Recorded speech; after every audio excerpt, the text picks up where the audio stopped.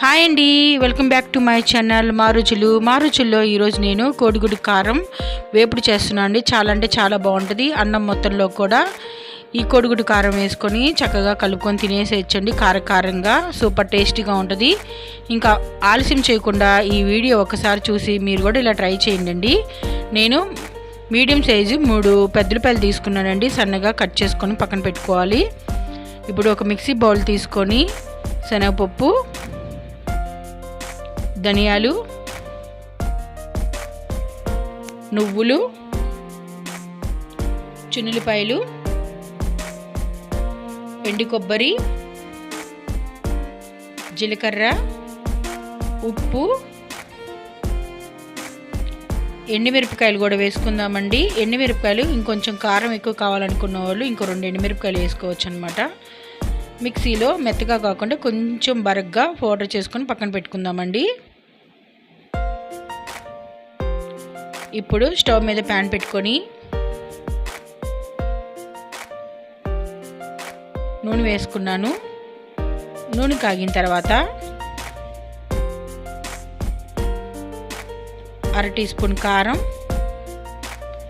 1/2 tea spoon ఉప్పు, ముందుగా నేను కోడిగుడ్లు ఉడికించుకొని పక్కన పెట్టుకున్నానండి. ఆ కోడిగుడ్లు ఒక 6 తీసుకున్నాను. కోడిగుడ్లు కూడా వేసుకొని ఫ్రై చేసుకుందాము.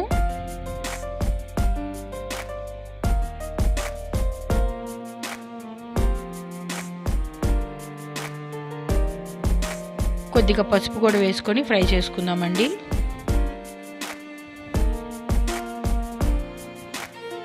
మీడియం ఫ్లేమ్లో పెట్టుకొని కోడిగుడ్లన్నీ ఫ్రై చేసుకోవాలండి. ఇప్పుడు నేను ఫ్రై అయిపోయినాయి వేరొక బౌల్లో తీసుకొని సన్నగా కట్ చేసి పెట్టుకుని ఉల్లిపాయలు కూడా వేసుకొని ఫ్రై చేసుకోవాలి.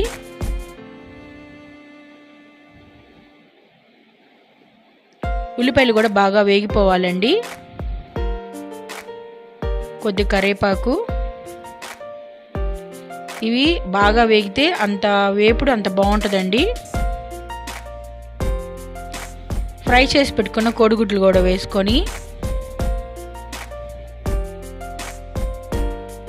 మిక్సీలో కారం నూరుకొని పెట్టుకున్నాను కదండి, ఆ కారపొడి కూడా వేసుకుందాము.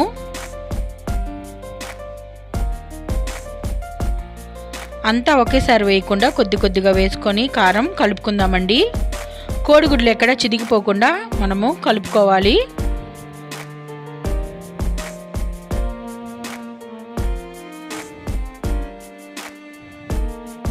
ఇంకొంచెం కారం వేసుకుందామండి.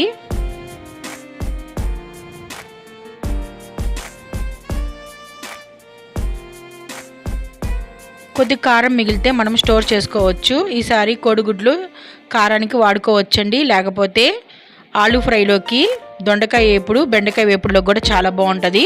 దోశల్లో కూడా పైన కూడా చల్లుకోవచ్చండి. కారం చాలా అంటే చాలా బాగుంటుంది.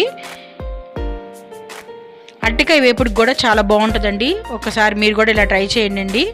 సన్నగా కట్ చేసి పెట్టుకున్న కొత్తిమీర కూడా వేసుకుంటున్నాను. కారం కూడా నూనెలో బాగా ఫ్రై అవ్వాలి. కొద్దిగా కరివేపాకు, కోడిగుడ్డు కారం రెడీ అయిపోయిందండి. సర్వింగ్ బౌల్లో తీసుకుందాము. సూపర్ అంటే సూపర్ టేస్టీగా ఉంటుంది అనమాట. ఒక్కసారి మీరు కూడా ఇలా ట్రై చేయండి. ఈ కోడిగుడ్డు కారం ఒక్క కోడిగుడ్డు వేసుకొని అన్నం మొత్తంలోకి చక్కగా కలుపుకొని తినేసేయచ్చండి.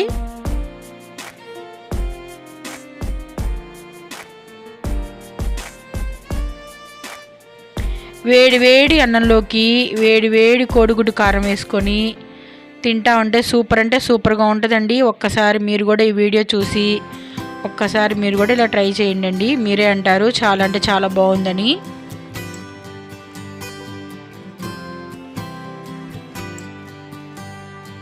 మీకు కనుక నా వీడియో నచ్చినట్టయితే లైక్ చేయండి, షేర్ చేయండి, మీ ఫ్రెండ్స్కి ఫార్వర్డ్ చేయండి.